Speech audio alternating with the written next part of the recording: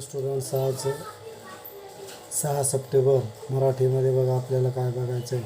तर मराठीमध्ये आज आपण पाहणार आहोत पुढचा एक नवीन पाठ, अर्थात ती कविता आहे. तिचं नाव आहे धूळ पेरणी. आता धूळ पेरणी म्हणजे काय ही कविता वाचल्यानंतर आपल्या लक्षात येईल, परंतु त्या अगोदर तुम्ही थोडंसं आपण मोठं करून बघूया.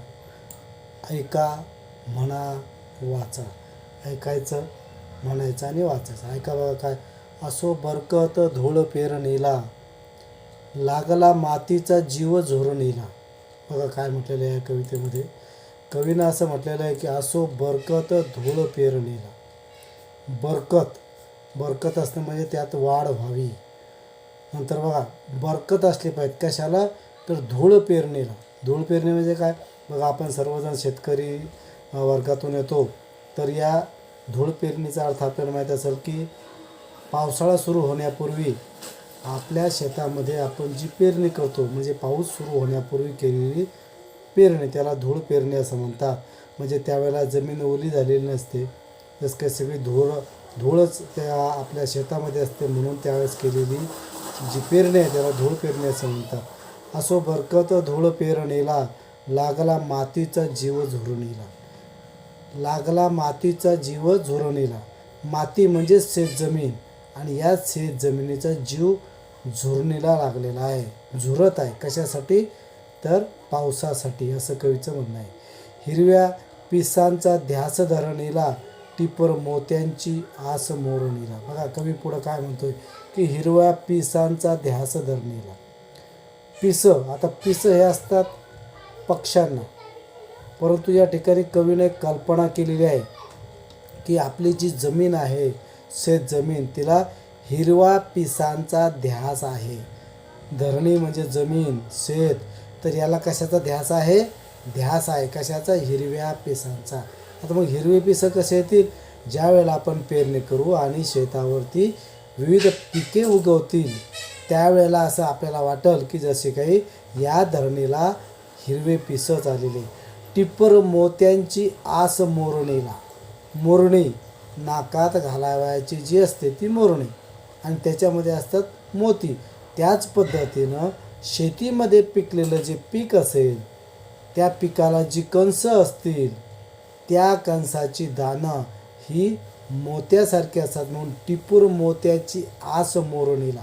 पीक वाढल्यानंतर वरच्या बाजूला असलेले जे कणीस आहे, त्या ठिकाणी त्या मोरणीला टिपूर मोत्यांची आस आहे. टिपूर मोती, टिपूर म्हणजे मोठे मोती, म्हणजे मोठमोठे त्याच्यामध्ये दाणे आले पाहिजेत, अशी कल्पना कवीनं केलेली. येऊ नये कधी जीव जाचक, कासावीस डोळे बनले चाचक. येऊ नये कधी दिवस जाचक. कधीच येऊ नये. कसे दिवस येऊ नये, तर जाचक म्हणजे अडचण निर्माण करणारे, अडचणीत आणणारे, ते असे दिवस कधीच येऊ नये. कासावीस डोळे बनले चातक. कासावीस डोळे हे कासावीस होत आहेत कशासाठी, तर पावसासाठी. ज्या आपण बघा बनले चातक, डोळे बनले चातक. चातक काय, चातक एका पक्ष्याचं नाव आहे. असं म्हटलं जातं की चातक हा जो पक्षी आहे हा फक्त पावसाचंच पाणी पितो. म्हणजे बघा पाऊस पडत असताना त्यावेळेला वरचं अलगद पडलेलं पाणी तो पितो, आणि नंतर मग तो पाणीच पित नाही. अशी एक कल्पना आहे की असा चातक पक्षी आहे. त्याच पद्धतीनं हे जे डोळे आहेत हे चातक बनलेले आहेत, म्हणजे हे पावसाची वाट बघत आहे. जसं चातक पक्षाला तहान लागलेली असली तरी तो फक्त पावसाचंच पाणी पितो, म्हणून तो पावसाची वाट बघत असतो. कोरडे नक्षत्र पूर पापणीला, आलेले आभूट धूर दाटणीला. कोरडे नक्षत्र बघा, वेगवेगळी जी नक्षत्र येत असतात, जसं आपण मृग नक्षत्र म्हणतो की ज्या नक्षत्रामध्ये पाऊस पडतो असं म्हटलं जातं. कोरडं जर नक्षत्र गेलं तर काय होतं, पूर पापणीला, म्हणजे आपल्या पापण्याला पूर येतात, म्हणजे डोळ्यामध्ये दुःखाश्रू येतात. पूर पापणीला म्हणजे दुःखाश्रू येणं. आलेलं आभूट दूर दाटणीला. आभूट म्हणजे आभाळ, दूर असं दाटून आभाळ आलेलं आहे. अशा वेळेला जर पाऊस पडला नाही तर आपल्या पापणीला पूर येतो. मिळता डोळ्यांना मेघूट इशारे, मातीच्या कणांना फुटले धुमारे. बघा, मिळतात डोळ्यांना मेघूट इशारे. जर डोळ्याला असं वाटलं की असं किंवा असं जाणवलं आकाशामध्ये की मेघूट म्हणजे ढग आलेले आहेत, तर मातीच्या कणांना फुटले धुमारे. हे शेतीमधले जे मातीचे कण आहेत त्यांना धुमारे फुटल्यासारखं होतं. धुमारे फुटणं म्हणजे जसं जमिनीवर पाऊस पडला की अगदी छोटं छोटं हिरवं गवत उगतं, त्याला आपण धुमारे फुटणं असं म्हणतो. किंवा एखाद्या झाडाची एखादी फांदी कापल्यानंतर त्या ठिकाणाहून बारीक बारीक असे धुमारे त्याला फुटत असतात. म्हणजे तिथून पालवी फुटल्यासारखं किंवा पानं निघाल्यासारखं त्याला आपण धुमारे असं म्हणतो. तर मातीच्या कणांना धुमारे फुटतात जेव्हा मेघूट इशारे होतात, म्हणजे आकाशामध्ये ढग येतात. तर अशा प्रकारची ही जी कविता आहे ही लिहिली आहे अशोक कौतिक कोळी यांनी. अशोक कौतिक कोळी यांनी लिहिलेली ही कविता आहे. तिचं नाव आहे धूळ पेरणी. बघा या ठिकाणी दिसतंय तुम्हाला शेतकरी हा पेरताना दिसतोय. आता बघा आपल्याला काय करायचं, या ठिकाणी हे जे शब्दार्थ दिलेले आहेत, शब्दार्थ बघा इथं शब्दार्थ असं लिहिलेलं आहे. हे जे शब्द आहेत बघा, बरकट म्हणजे भरभराट, या शब्दाचा हा अर्थ म्हणजे हे समानार्थी शब्द आहे. तर हे आपल्याला वहीमध्ये लिहावायचं आहे.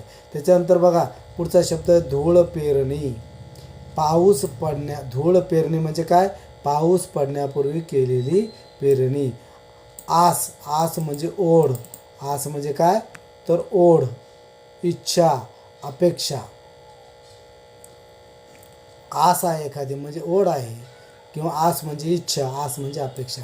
चला पुढचा शब्द बघा काय, पुढचा शब्द सांगितलेला आहे तो जाचक म्हणजे त्रास देणारे. जाचक म्हणजे काय, त्रास देणारे. त्याच्यानंतर पुढे शब्द आहे बघा कासावीस. हे बघा या ठिकाणी दिसतो कासावीस. कासावीस म्हणजे व्याकुळ. कासावीस होणे म्हणजे व्याकुळ होणे. नंतर चातक बघा, ढगातील पाणी पिऊन राहतो अशी समजूत असलेला एक पक्षी, त्याला चातक असं म्हटलेलं आहे. बघा एक पक्षी, असे समजूत आहे की चातक हा जो पक्षी आहे हा फक्त ढगामधलंच पाणी पितो. बघा आभूट म्हणजे ढगाळ आकाश. ढगाळ आकाशाला आभूट असं म्हटलेलं आहे. मेघूट म्हणजे ढग दाटून येणे. आभूट म्हणजे ढगाळ आकाश आणि मेघूट म्हणजे ढग दाटून येते. धुमारे म्हणजे झाडाला फुटलेली नवी पालवी. झाडाला फुटलेली नवी पालवी असा त्याचा अर्थ आहे. तर बघा अशा पद्धतीनं हा मराठीचा भाग आपण या ठिकाणी थांबवूया.